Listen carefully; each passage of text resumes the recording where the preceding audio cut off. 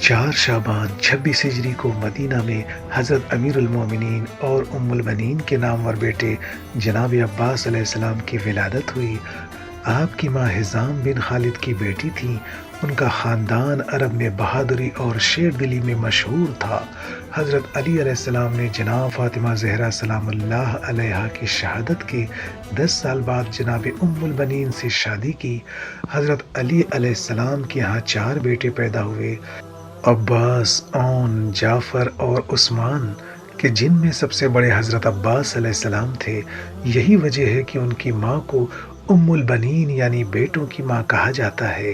جب جناب عباس علیہ السلام پیدا ہوئے تو حضرت علی علیہ السلام نے کانوں میں اذان اور اقامت کہی۔ آپ جناب عباس علیہ السلام کے ہاتھوں کو چوما کرتے تھے اور رویا کرتے تھے۔ ایک دن جناب ام البنین نے اس رونے کی وجہ پوچھی تو امام علیہ السلام نے فرمایا، یہ ہاتھ حسین کی مدد میں کاٹ دیے جائیں گے۔ جناب عباس نہ ہی کیول قد میں لمبے اور چوڑے تھے بلکہ سمجھ اور عقل مندی اور خوبصورتی میں بھی مشہور تھے۔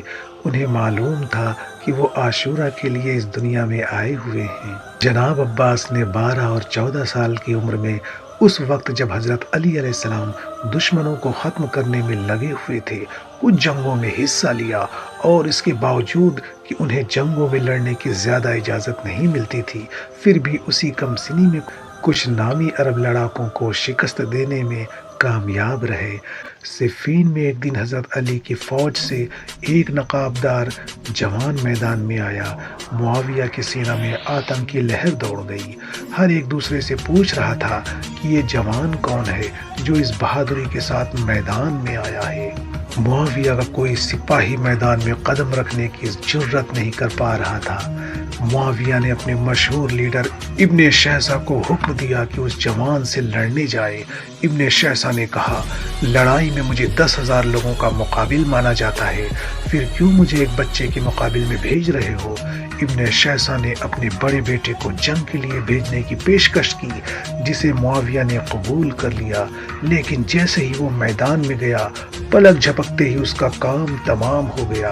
ابن شہسہ نے اپنے دوسرے بیٹے کو بھیجا، وہ بھی مارا گیا۔ اسی طرح اس کے ساتوں بیٹے جہنم چلے گئے۔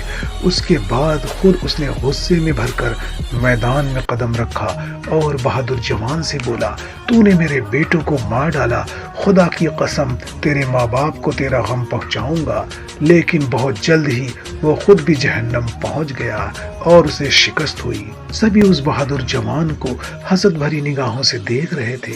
امام علیہ السلام نے اس نوجوان کو اپنے پاس بلایا اور اس کا نقاب اٹھایا اور ماتھے کو چوم لیا۔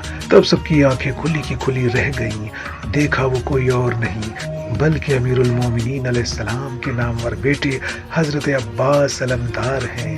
حضرت علی علیہ السلام کی شہادت کے بعد جناب عباس علیہ السلام نے اپنے بھائی امام حسن علیہ السلام کی امامت کے سخت دور کو دیکھا۔ جس وقت امام حسن علیہ السلام کو زہر دے کر شہید کیا گیا، آپ کی عمر 24 سال تھی۔ جناب ابو الفضل العباس عمر بھر امام حسین علیہ السلام کے ساتھ رہے۔ حضرت عباس علیہ السلام کربلا کی اور حرکت کرنے والے امام حسین علیہ السلام کے کاروان کے کمانڈر تھے۔